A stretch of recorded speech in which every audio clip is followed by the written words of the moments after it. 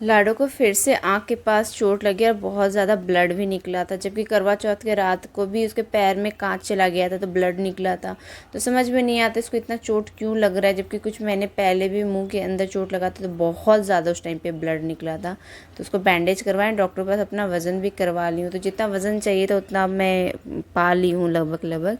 तो यहाँ पे लाडो को हस्बैंड ला करके लेटा देते, इसके कपड़े में भी थोड़ा सा ब्लड लग गया और उसको काफ़ी दर्द हो रहा था। उससे ज़्यादा वो डरी हुई थी कि कुछ महीने के दरमियान उसको 3 बार चोट लग चुका है। सबसे ज़्यादा चोट तो उसको मुंह के अंदर जो लगा था, उसका चोट देख करके आदि फिर से रो रहा है। उसको बस लग रहा था बहन को बार बार चोट क्यों लगता था, ये ब्लड वगैरह लगा हुआ है, इसको चोट लगा।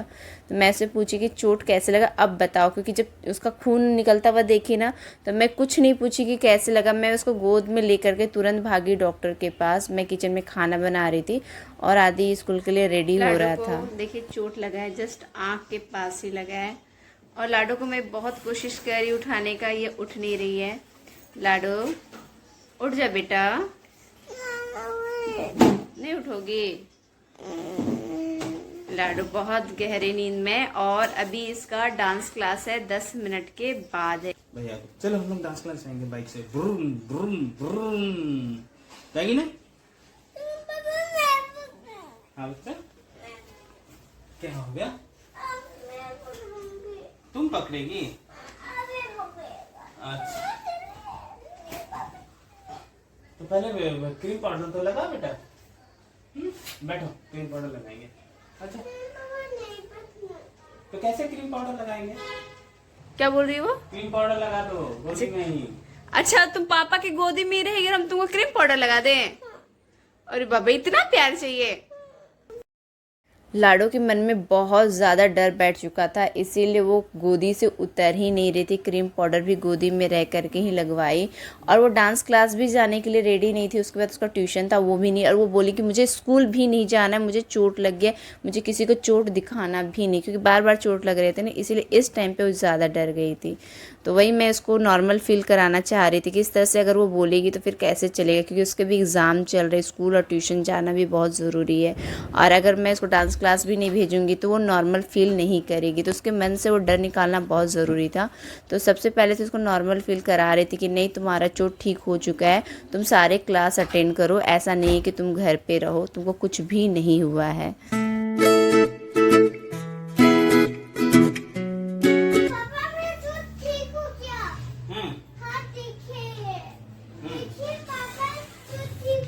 चोट ठीक हो गया ना? आदि तुम क्यों जा रहा है? रुकिए रुकिए।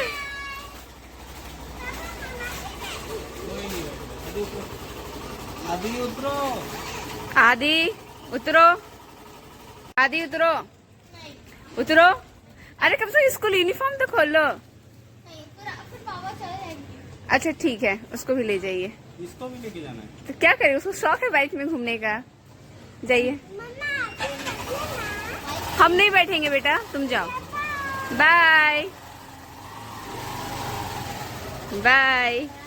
अभी जा रही हूँ, मुझे भी काम निपटाना है, क्योंकि लाडो के डांस क्लास के बाद बैक टू बैक मेरा डांस क्लास है। मुझे नमक खाना है, मुझे यम्मी लगता है। ये तुम नमक क्यों खा रही हो? यम्मी लगता है। तुमको नमक खाना पसंद है? कभी देखे ऐसा बच्चा जो ऐसे नमक उठा करके खा रही हो? सारा नमक चट कर जाएगी क्या? नहीं थोड़ा सा। थोड़ा सा? थोड़ा सा खा ली ना, फुट लो यहाँ से। अब नहीं। अब नहीं ना, जाओ। अब कहाँ जा रही हो?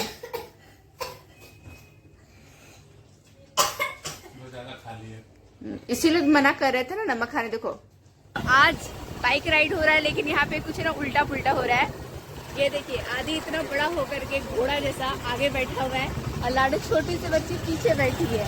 तो ये उल्टा पुल्टा हो गया, क्योंकि लाडो बोली मुझे पीछे बैठना है, इसलिए आदि को मजबूरी में आगे बैठना पड़ा। हस्बैंड हमें अपने घर से बहुत दूर लेकर के आए हैं, किस लिए जानते हैं? गर्मा गर्म जिलेबी खाने के लिए। लाडो उतरो, उतरो। लाडो उतरना ही नहीं चाह रही। आदि उतर गया, आदि आगे बैठा था। कैसा फील हुआ आगे बैठ के? मजा आया?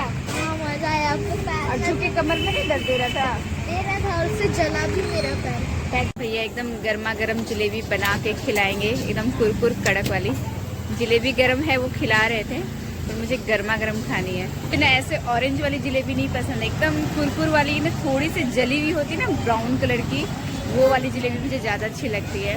तो मैं बोली कि आप थोड़ा सा जला के मुझे दीजिएगा, वो भी गरम गरम मुंह जल जाए, ऐसा जलेबी मुझे खाना पसंद है। और हस्बैंड देखिए लाडो को लेकर के बाइक में बैठे हुए हैं, लाडो उतर ही नहीं रही है बाइक से, पता नहीं क्यों। गर्मा गर्म जलेबी खाने को मिलेगा ये देख करके इतना ज़्यादा खुशी महसूस हो रही है, क्योंकि महीनों से मैं नहीं खाई, या फिर कह सकते हैं कि साल भर भी हो चुका है मेरा गरम जलेबी खाया हुआ। घर के आसपास तो जलेबी मिलता है, लेकिन वो ग्लास में बना हुआ रखा रहता है, वो ठंडा रहता है, क्योंकि लोग बनाते कहीं और है और दुकान में मिठाइयाँ रखी रहती है। तो ये हमारे घर से 1 से 1.5 किलोमीटर के डिस्टेंस में है। तो बाइक हो गया है, तो हस्बैंड हमें यहाँ ले करके आए हैं, तो बाइक लेने का फ़ायदा हो गया कि अब हम लोग बाइक में बैठ करके गर्म जलेबी कहीं खाने जा सकते हैं। आदि कह रहे हैं मम्मी जलेबी आपस में जॉइंट कैसे रहता है। पहली बार देख रहा है जलेबी बनते हुए क्या। हाँ। और ये मेहरानी को ये क्या कर रहे हैं, ये पीछे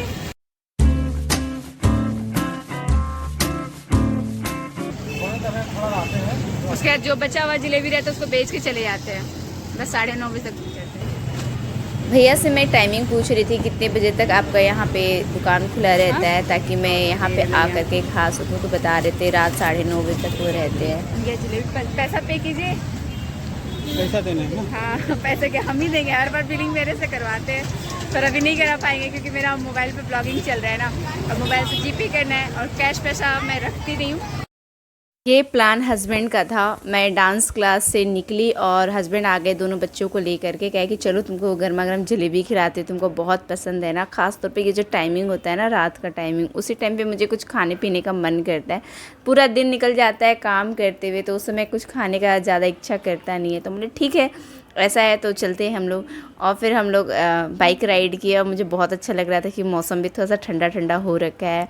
लेकिन हाँ इसलिए भी लाडो को पीछे बैठाएं ताकि उसको सीने में हवा ना लगे, क्योंकि जब फर्स्ट डे बाइक में हम लोग बैठाए थे तो उसको ठंडी लग गई थी, और 2-3 दिन तक उसकी तबीयत भी खराब थी। कैसा लग रहा है? कुछ ज़्यादा ओवर एक्टिंग नहीं करता है? वो यम्मी लग रहा है। यम्मी लग रहा है ना? नहीं वो एक्सप्रेशन कुछ ज़्यादा ही देता है। अच्छा लग रहा है। ये लड़की तो खा ही नहीं रही है। लाडो जलेबी नहीं खाएगी, ये बस बाइक खिलाएगी।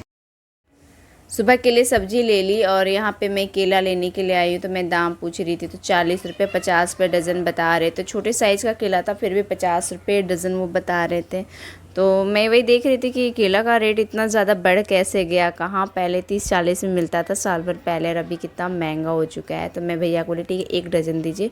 हमारे घर में ना रोज़ 1 डज़न केला का खपत होता ही है, कभी कभी 1.5 डज़न भी हो जाता है। 1 डज़न मैं ले लेती हूँ, तो हस्बैंड आते हैं ऑफिस से वो ले आते हैं।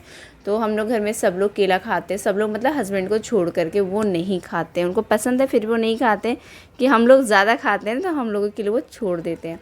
फिर उसके बाद मुझे एक ख्याल आता है कि मैं तो अपना जो ब्लूटूथ थी वो तो डांस क्लास में छोड़ दी हूँ, जबकि काफ़ी टाइम हो चुका था। लगा कि पता नहीं डांस क्लास अभी खुला होगा या बंद हो गया होगा, तो नहीं पता। मैं घर तक पहुँच गई थी, मतलब घर के पास ही मैं यहाँ पे केला सब। मुझे ध्यान आता है अरे मेरा ब्लूटूथ ना डांस क्लास में छूट गया है, तो वापस मैं डांस क्लास जा रही हूँ ब्लूटूथ लेने के लिए। मुझे ना शर्म आती है ब्लॉग में बताने में कि मैं ये सामान भूल गई, वो सामान भूल गई। लेकिन हाँ भूलने का थोड़ा सा प्रॉब्लम है, तो खैर याद आ गया। कभी कोई सामान का नुकसान आज तक हुआ नहीं है, लेकिन हाँ जब भी भूल जाती हूँ तो अभी थोड़ा वापस जाना पड़ा है डांस क्लास। Thank you. सब मेरा मजाक ही उड़ा रहा है। हस्बैंड कह रही है सब्जी तो ली हो ना, केला तो नहीं भूली हो ना। ये देखिए सब्जी और केला लिया आपने ब्लॉग में देखा। अब ब्लूटूथ में ले ली हूँ। डांस क्लास बंद हो चुका था और जस्ट टीचर बाहर खड़ी थी, मेरा ब्लूटूथ लेके ही खड़ी थी। मतलब अभी मैं देखी डांस क्लास बंद कर रही थी, तो अगर मैं 1 मिनट भी लेट हो जाती तो फिर ब्लूटूथ मुझे लेने के लिए कल फिर वापस डांस इंस्टीट्यूट जाना पड़ता, और मुझे अब नहीं चलना यार, अभी तो नहीं, क्योंकि थक गई हूँ। पूरा दिन घर पे है ना, आज दिवाली का सफाई चला ना पूरा दिन, तो मैं थक गई हूँ पूरी तरह से।